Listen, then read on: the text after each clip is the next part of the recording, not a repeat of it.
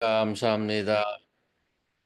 거룩한 날 허락하시고 즐거운 날, 기쁘고 감사한 날 주신 것을 감사합니다. 저희의 어, 정체성을 늘 만날 때마다 다시 한번 확인하게 해주신 것을 감사합니다. 하나님께 속한 하나님의 자녀임을 알고 그런 부름에 합당한 삶을 살 수 있도록 인도하여 주시옵소서. 그것을 위해서 오늘도 말씀 주시는 것을 감사합니다. 성령께서 한 사람 한 사람 마음을 열어주시고 또 생각을 열어주셔서 그 말씀이 또 저희가 한 주를 한 달을 또 앞으로 살아갈 수 있는 큰 힘이 되게 인도하여 주시옵소서. 예수님 이름으로 기도합니다. 아멘. 아멘. 굿모닝, 굿모닝. 어서 오세요. Absolutely 굿모닝입니다. 오늘 초등학교 때 소풍 가면은 그 전날 잠 못 자고 막 그랬던 것 같은데 내일 비 오면 어떡하나. 오늘 좋은 날씨를 주셔서 아, 또 예배 후에 좋은 시간을 가질 수 있게 되어서 감사하고요. 우리는 계속 요한복음을 봅니다. 예수께서 대중사역을 시작하신 이래 점점 더 긴박하고 심각한 상황으로 빠져들어갑니다. 그동안 예수께서는 인간으로서 불가능한 여러 가지 이적과 기적을 행하시면서 전국적으로 이제 주목을 받게 되죠. 특별히 지난 몇 주간 함께 보았던 요한복음의 마지막 표적, 나사로를 살리시는 이적으로 인해서 예수님의 소위 말하면 인지도라고 한다면 절정에 지금 달해 있습니다.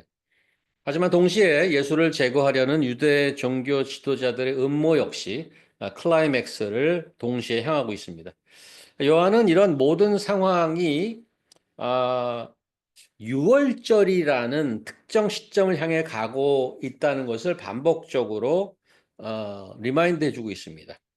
예수님의 활동, 나사렛의 죽음과 부활, 유대 지도자들의 일련의 움직임 이런 것들과 6월절이 어떻게 연결된가, 관계가 있는가 이런 것들을 앞으로 이제 풀어져 나가실 겁니다. 자, 오늘 본문은 마치 폭풍 전야와도 같습니다. 본문 좀 보여주시겠습니까? 그 다음 페이지 라이 보여주시죠. 예수께서는 앞으로 일어날 일들을 모두 알고 말씀을 하고 계십니다. 그런데 이제 지금 보시다시피 저는 특별히 그랬는데 몇 번을 읽는데 귀에 잘 안 들어와요. 언뜻 쉽게 이해하기 쉽지 않아요. 왜 그럴까? 왜 이렇게 잘 안 들어올 거라고 생각을 해봤는데 일반적인 논리로 연결되지 않은 언어와 표현을 지금 구사하고 있어서 그런 거라고 생각이 드는데 27절에 보시면 예수께서는 괴롭다고 하고 자신을 구해달라고 이렇게 요청을 합니다. 그런데 28절을 보면은 아버지의 이름을 영광스럽게 해달라고도 언급합니다. 괴로워서 구해달라고 하는 것과 아버지의 영광과는 잘 doesn't match. 잘 맞지 않습니다. 그래서 아마 이해가 확 안 들어온 것 같고요. 33절에 죽음을 얘기합니다. 이렇게 말씀하시면 자기가 어떠한 죽음을 죽을 것을 보이심이로라. 이렇게 얘기하면서 그 전에 31절, 32절에는 세상에 대한 심판과 세상 임금을 쫓아내겠다고 선언합니다. 세상의 죽음보다 더 무기력하고 허망한 게 어디 있습니까? 그런데 자신이 이 땅에서 들린다는 십자가상의 죽음을 말하면서 세상 임금을 또 쫓아낸다고 하는 주장을 어떻게 이해해야 되는가? 어떻게 봐야 하는가? 그 예수님의 이런 주장은 가장 무기력해 보이는 십자가 사건이 세상을 뒤엎고 모든 사람을 자기에게로 이끌어 올 것이라고 얘기하는 건데 이제 곧 죽게 될 자가 어떻게 이런 주장을 펼칠 수 있을까? 이런 면에서 좀 이해가 확 안 들어온단 말이죠. 그래서 오늘 예수님의 말씀을 조금 더 깊이 한번 생각해 보도록 하려고 합니다. 저는 어떤 글이나 책을 읽다가 잘 모르는 게 있으면 어느 순간인가 제가 자고 있더라고요. 졸려요, 좀 사실은. 좀 어려운 거 있으면. 우리 박사님도 그러십니까? 박사님도? 어, 뭐 읽다가 좀 읽어보려고 하는데 어느 순간 난 자고 있어. 보니까 내가 이해 못하는 거야. 그게 나오면 그냥 자더라고요. 그래서 오늘 말씀이 좀 어려워서 지루하고 졸릴 수 있을 수 있습니다. 근데 정신을 차리고 집중해서 하나님께서 오늘 주시고자 하는 말씀을 한번 잘 받을 수 있길 바랍니다. 먼저 27절 한번 다시 보시면 지금 내 마음이 괴로우니 무슨 말을 하리요? 아버지여, 나를 구원하여 이때를 면하게 하시옵소서. 지금 예수님 자신의 말처럼 예수님 좀 괴롭습니다. 깊은 고뇌가 있어요.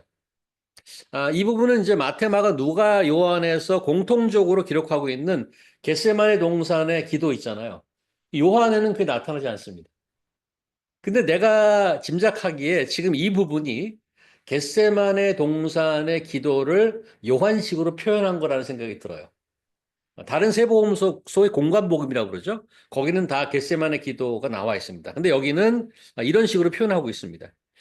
아, 예수께서 다가올 십자가의 고통과 죄의 무게를 누구보다 잘 아십니다. 신의 능력과 성품을 가지셨지만 인간의 몸으로 세상에 오신 분의 인간적인 번민이 담겨 있습니다.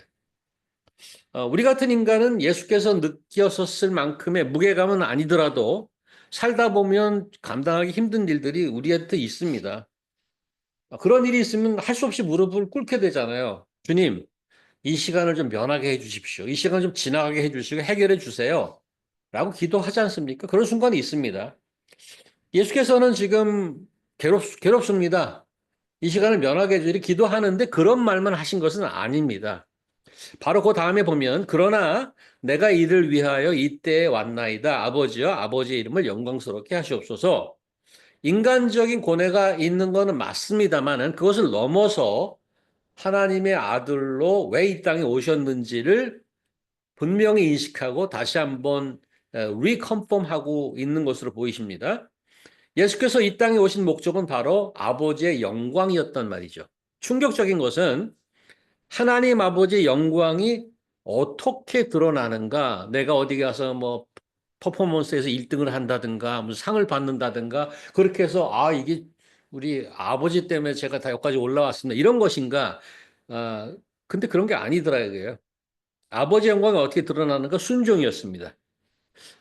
성경이 말하는 순종이란 내가 아이템을 고르는 게 아닙니다. 내가 받은 사명, 그 사명을 내 감정과 내 기분과 내 선호도에 상관없이 의지적으로 따르는 것이 순종입니다. 그게 믿음이기도 하고요. 예수님이 십자가의 길을 결코 좋아하지 않았습니다. 괴롭다고 그러잖아요, 지금. 난 다 알아. 나 이제 부활할 거야. 이러지 않으신단 말이에요. Actual pain, actual crash within. 어, 그 괴로움의 무게감에 호소하셨죠. 그때를 면하게 해달라고. 하지만 묵묵히 자신이 받은 그 사명의 길을 순종하고 따라가셨습니다. 이때 하늘에서 소리가 들리죠. 내가 이미 영광스럽게 하였고 또다시 영광스럽게 하리라. 이미 영광스럽게 하셨다는 것은 예수께서 그동안의 사역, 그 시점까지의 사역을 통해서 이미 하나님의 이름이 영광 받으셨음을 뜻하고 또다시 영광스럽게 하리라는 시제가 미래죠. 현재 완료가 그 미래가 있는데 미래 이제 곧 다가올 십자가의 길을 순종하고 부활 승천을 통해서 하나님의 영광, 하나님의 뜻이 완벽하게 이루어지리라. 그런 걸 통해서 하나님의 영광을 받게 되리라라는 것 확신의 소리였습니다. 자, 아버지 이름이 어떻게 영광스러워진다고요? 아들의 순종을 통해서. 무엇을 순종하는 건가요? 자신이 이 땅에 오면서 받은 사명을 감당하는 겁니다. 어떻게 감당해요? 가장 잔인하고 무력해 보이는 십자가를 통해서입니다. 놀랍게도 성경은 그것을 굿 뉴스라고 합니다. 예수께서 돌아가신 그날을 굿 프라이데이라고 합니다. 어떻게 그게 굿이 될 수 있어요? 어떻게 그게 굿 뉴스가 될 수 있어요? 30절에 그 힌트가 있죠. 이 소리가 난 것은 나를 위한 것이 아니요 너희를 위한 것이니라. 그분의 죽음이 여러분과 제 생명이 되었기 때문입니다.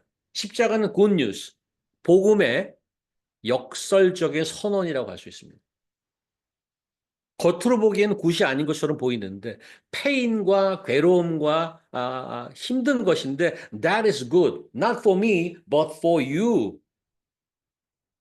31절, 32절 다시 보시면 그 의미를 좀 더 깊이 설명합니다. 이제 이 세상에 대한 심판이 이르렀으니 이 세상의 임금이 쫓겨나리라. 내가 땅에서 들리면 모든 사람을 내게 이끌겠노라. 요한은 이 33절에서 이 구절에 대한 코멘트를 달고 있잖아요. 이렇게 말씀하시면 자기가 어떠한 죽음으로 죽을 것임을 보이심이더라. 방금 전에 지금 보시 31절, 32절이 어떻게 자신이 죽게 될 것이라는 것을 말하는 것이라고 얘기하는데 세상에 대한 심판이라고 하고 세상 임금이 쫓겨난다고라고도 얘기합니다. 이것이 어떻게 예수님의 죽음을 말하는 것이 되겠습니까? 바로 다음 절이죠. 오늘 설교 제목입니다. But when I am lifted up from the earth, 내가 이 땅에서 들리면, lifted up from the earth. 이 표현은 요한이 중의적으로, 이중적으로 사용하고 있습니다. 의도적으로 이중적인 의미를 담고 있습니다. 하나는 lifted up이라는 것은 예수께서 땅 위에, 십자가에 달리면 땅 위로 올라가요, 이렇게. 땅 위 십자가에 달리신다는 것을 뜻하는 것이고, 하지만 또 한 가지 뜻이 있어요. 들리다라는 표현은 그거는 그 그릭의 언어에서도 그런 뜻이 있습니다. 들리다라는 뜻은 또 다른 뜻이 높임을 받다, 영광을 얻다, 권세를 행사하다라는 뜻도 있어요. physically는 literally는 내 올린다라는 뜻이 조금 전에 33절에 설명했듯이 어떻게 죽을 것이라는 걸 설명한다고 그랬잖아요. 근데 동시에 이게 영광을 받고 높임을 받는다는 뜻도 있단 말이에요. 마치 많은 사람들이 보는 앞에서 가장 높은 자리 왕으로 즉위하는 대관식 장면과도 같은 거예요. 십자가에 이렇게 달린 게. 빌라도가 예수를 십자가에 못 박았을 때 머리에다 뭘 씌웠죠? 가시관을 씌웠어요. 그게 그것도 일종의 그 이중적이죠. 이 가시관이 왕관인 것이었어요. 굉장히 소름 끼치죠, 사실은. 이 가시관이 왕관이었단 말이에요. 요한은 이것을 오늘 뭐라고 얘기하냐면 왕의 대관식이라고 얘기해요. 가장 수치스럽고 잔인한 사형 틀, 십자가가 예수께서 역설적으로 가장 높임을 받는 왕으로 즉위하는 그 보좌였던 거예요. 어떻게 그 자리가 왕의 자리가 됩니까? 왜냐하면 지금 설명하잖아요. 왜냐하면 이제 세상의 모든 나라, 모든 인종들이 그의 앞에 나올 거기 때문에. 당시 유대인뿐만 아니라 모든 세대, 모든 나라, 모든 인류가 십자가에 달리신 예수님을 통해서 구원을 얻게 될 것이라는 구원을 선포하고 있는 것입니다. 31절, 이제 이 세상에 대한 심판이 이르렀으니 이 세상의 임금이 쫓겨나리라. 십자가는 결코 패배의 장소가 아닙니다. 요한이 오늘 십자가 얘기를 겟세마네 동산의 프레어라고 저는 이렇게 생각을 하는데 그것을 이렇게 표현했다고 생각하는데 요한이 예수 그리스도 십자가를 내가 이 땅에 들리면이라고 표현한 것은 요한이 사건을 바라보는 시각이었어요. 결코 패배의 장소로 보지 않았어요. 물론 겟세마네 동산은 땀을 피같이 흘리고 이렇게 괴로워하는 모습이 많이 부각이 됐지만 요한복음에서는 왕으로 등극하는 모습을 표현하고 있단 말입니다. 십자가는 패배의 장소가 아니라 이 세상의 임금을 쫓아내는 자리입니다. 이 세상의 임금은 죄악의 뿌린 사탄 마귀인데 창세기부터 나오잖아, 사탄이. 마귀가. 창세일에 사탄은 죄와 사망의 권세를 가지고 인류를 손에 꽉 잡고 지배해 왔습니다. 우리 조상들뿐만 아니에요. 그동안에 벌어진 그 역사뿐만 아니고 21세기 맨하탄에 사는 삶도 예외는 아닙니다. 현 시대 우리를 올가매려는 악의 세력은 여전합니다. 아까 송이자매님 기도 중에 이런 말씀을 했어요. 교회가 정치의 수단이 되지 않게 해 주시옵소서라는 그 프레이즈가 지금 한국 현실을 직시하는 저는 프레이즈라고 생각을 했습니다. 교회의 역할이 있습니다. 근데 지금 이 세상의 파도에 휩쓸려서 왔다 갔다 하잖아요. 교회가 제대로 서서 제 목소리를 내면 제 목소리를 내야 되는 거죠. 제 목소리를. 이 세상의 이 개인으로는 무한 경쟁, 소비주의, 미래에 대한 불안과 두려움. 요한이 말하는 여기서 세상의 임금은 좀비와도 같습니다. 좀처럼 잘 안 없어져요. 여기저기서 활동을 멈추지 않습니다. 가장 큰 무기가 속임수란 말이에요. 속임수. 어, 저희 아내의 장점 중에 하나가 잘 안 속습니다. 잘 안 속아요. 그러니까 엊그저께도 메일이 왔어요. 이거 열지 마. 스캠이야. 다 알겠어. DMV에서 뭐가 왔는데 절대 열지 말라. 열면 바로 해킹 당한다. 절대 안 속습니다. 근데 제가 이렇게 봤더니 발신지가 필리핀이야. 필리핀인데 DMV에서 온 것 같이 왔어. 사탄의 주무기는 속임수입니다. 사기꾼들이 얼마나 친절한지 아세요? 거기 다 빠집니다. 말을 너무너무 잘해. 확 넘어가. 속는 거죠. 네. 그래서 성경에서 많이 나오는 표현 중에 하나가 do not be deceived예요. do not be deceived. 굉장히 많이 나옵니다. 몇 번이 나오는지 그건 아직 검색해봐야겠어요. 횟수로 몇 번이나 나오는지. 한글 번역에는 미혹되지 않게 조심하라. 이렇게 표현하고 있어요. 속지 말란 얘기죠. 그런데 예수께서 선언하시죠. 자신의 십자가 죽음으로 이 세상 임금이 쫓겨날 것이고 모든 사람이 자기한테 올 거라고 선언합니다. 가장 무기력하게 보이는 십자가의 죽음을 통해서 예수께서는 죄의 권세를 깨뜨리고 사막의 세력을 물리치고 사탄의 통치에 종지부를 찍었습니다. 2차 대전 때 생겨난 용어가 하나 있는데 그 전에 있었는지 모르겠습니다. D-Day와 V-Day입니다. 아십니까? D-Day와 V-Day. 차이를 아십니까? D-Day는 Day of Determination. 결정적인 날이에요. 연합군이 노르망디에 해서 많은 희생을 치렀죠. 근데 거기서 승리하고 D-Day를 선포했어요. 근데 V-Day까지는 아직 많았어. D-Day와 V-Day 사이 1년 동안 가는 것도 있어요. 잔재들이 있어, 잔재들. 잔재들. 그걸 청소할 때까지 또 희생이 생길 수 있어요. 어. 전쟁에서 승리하고 D-Day를 포함했는데, 파이널 V-Day까지. 지금 우리의 현재 이 삶이 마치 V-Day를 기다리는 것과 같습니다. D-Day는 이미 십자가에서 선포하셨어요. 그러면 D-Day, 아니 V-Day, Day of Victory까지 우리 어떻게 살아야 되는가? 35, 36절이죠. 아직 잠시 동안 빛이 너희 중에 있으니 빛이 있을 동안에 다녀 어둠에 붙잡히지 않게 하라. 어둠에 다니는 자는 그 가는 곳을 알지 못하느니라. 너희에게 아직 빛이 있을 동안에 빛을 믿으라. 그리하면 빛의 아들이 되리라. 당시 제자들에게 이 말씀은 예수께서 함께 할 수 있는 물리적 시간이 얼마 남지 않았다는 경고였습니다. 이제 돌아가셨다가 승천하시고 피지컬리 자기들에게 없습니다. 근데 부활 승천 이후 21세기를 사는 우리에게는 이 말씀을 어떻게 해야 되나? 아주 더 넓게 적용할 수 있습니다. 빛이 있을 동안에라는 것은 우리에게는 각자 복음을 접하고 예수님을 믿을 수 있는 시간이 제한적이라는 얘기입니다. 영원치 않아요. 그래서 이제 믿지 않은 분들에게 전도할 때, 그거 뭐 교회 가면은 뭐 술, 담배 하지 말라고 그러고 뭐 하지 말라는 게 뭐 이렇게 많은지 몰라. 믿을게. 아유, 지금 믿으세요. 아니요. 그냥 죽기 전에 믿을게. 이렇게 얘기하는 분들이 계시단 말이에요. 좀 즐기다가, 교회도 안 가고 즐기다가 죽기 전에 믿을게. 그게 마음대로 안 됩니다. 내 마음대로 내가 언제 믿고 언제 안 믿고 내가 결정하지 못해요. 빛이 있을 동안에. 기회가 있고 복음을 들었을 때 믿으셔야 됩니다. 우리는 매일 바쁜 일상 속에서 벌어지는 현상이 있잖아요. 늘 급한 것 때문에 중요한 게 항상 밀리죠. 항상 급한 거 먼저 해야 돼. 중요한 건 그래서 항상 밀려 뒤로. 세상에 생명보다 귀중한 게 어디 있어요?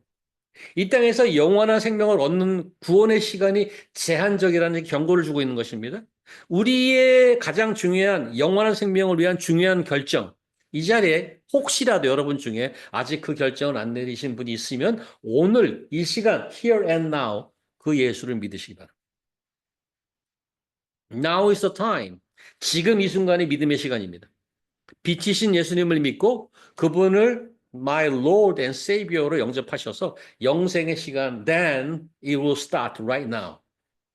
여기 계신 분들은 다 그리스도를 주로 고백하는 분이라고 믿습니다. 이미 주님을 그렇게 믿고 계시다면은 빛의 자녀된 자답게 살아야 되겠는데 여기 보면은 빛 가운데 행하라 이렇게 돼 있어요. 빛 가운데 행하라. 빛 가운데 행하야 하는 것은 비유법이겠죠? 무엇을 뜻하나요? 언제부턴가 한 몇 년 된 것 같아요. 현대 요즘 새롭게 들리는 말 하나가 생겼죠. 이름하여 워라벨. 그거 들은 지 몇 년 한 4, 5년 됐나요? 워라벨이라는 소리?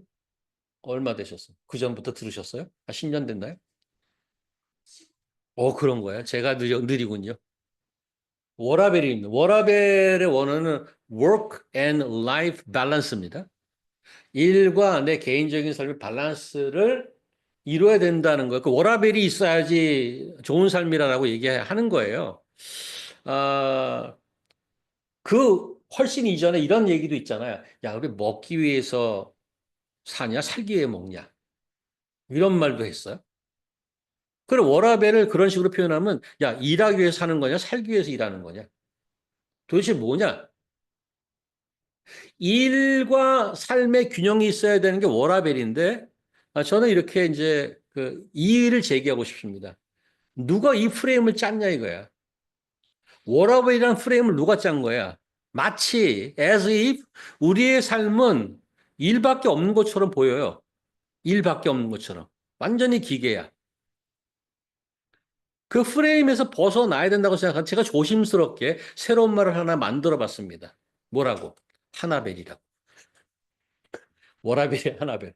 하나벨은 뭐겠습니까? 그것도 약자인데. 뭘 것 같아요? 워라벨이 working life balance라면 하나벨은 뭘까? 응? 하나님과 뭐와 나의 밸런스. 내가 내 중심으로 사느냐? 하나님을 따라가느냐? 물론 모든 게 하나님 under his control이지만 내가 제일 먼저 나만 위해서 사는 삶이냐 아니면 하나님과 같이 가는 삶이냐 하나별 필요하지 않을까요? 이 세상에 가장 중요한 게 일이냐 뭐 내 개인적인 삶이냐가 아니고 하나님과 동행하느냐 아니냐의 문제입니다. 그렇게 사는 것이 어둠에 붙잡히지 않는 삶입니다. 죄와 타협하지 않고 유혹과 나의 하나님이 주시는 그 가치의 기준이 흔들리지 않은 삶이죠. 우리가 빛의 아들이 되었다면 빛, 빛이신 예수를 따라봐 우리도 빛의 아들이 되었어요. 그래서 예수님께서 복음서에서 빛과 소금이 되라 그러잖아요. 우리는 빛처럼 살아야 되는 거예요. 아직 빛을 알지 못하는 분들에게 영원한 빛 대신 그분의 오리지널 빛으로 인도하는 거죠. 오늘 우리 요한복음 12장을 통해서 십자가라는 역설적인 진리를 한번 보았습니다. 가장 무기력하게 보이는 십자가의 죽음이 사실은 세상을 심판하고 세상 임금을 쫓아내고 새로운 왕 예수 그리스도를 높이는 일종의 말하자면 왕의 교체식이었습니다. 그 십자가는 이미 D-Day를 선포했죠. 우리는 이제 예수께서 다시 오시는 V-Day를 향해서 가고 있습니다. 21세기 맨하탄에 우리 살고 있습니다. 이 말씀은 여전히 유효합니다. 우리에게 주어진 빛이 있을 동안에, 우리에게 복음을 들을 수 있는 이 시간에, 우리가 하나님 앞에 모일 수 있는 이런 시간에 빛의 자녀로 매일매일 살아나갈 수 있기를 바랍니다. 그래서 우리의 각자 삶으로 돌아가면 항상 십자가의 역설적 승리를 기억하시기 바랍니다. 세상이 말하는 성공 또 약함의 기준이 아닌 하나님이 말씀하시는 진정한 영원한 승리, 예수께서 주시는 십자가에서 세상 임금을 물리치고 쫓아내고 새로운 왕 대신 그 예수님을 온전히 왕으로 모시고 생명을 누리고 나누어 주시는 여러분 될 수 있기를 간절히 바랍니다. 기도하겠습니다. 하나님 감사합니다. 예수께서 2000년 전에 역사 속에 돌아오셔서 그 괴로움과 그 무게를 이기시고 아버지의 뜻을 순종하신 것을 감사합니다. 십자가에서 무력하게 허무하게 죽임 당하셨지만 성경은 말씀합니다. 세상 임금이 쫓아나가고 최종 승리를 선언한 왕의 죽이식이었다고 말씀합니다. 아멘. 하나님 그 예수님 감사합니다. 이미 하늘에 오르셔서 온 우주를 다스리는 그 예수님을 같이 동행하며 성령과 함께 이 땅에 저에게 허락되는 시간과 공간에서 많은 열매로 하나님께 영광 돌리는 저희들에게 인도하여 주시옵소서. 예수 그리스도의 이름으로 기도합니다. 아멘. 찬양하면서 헌금하겠습니다.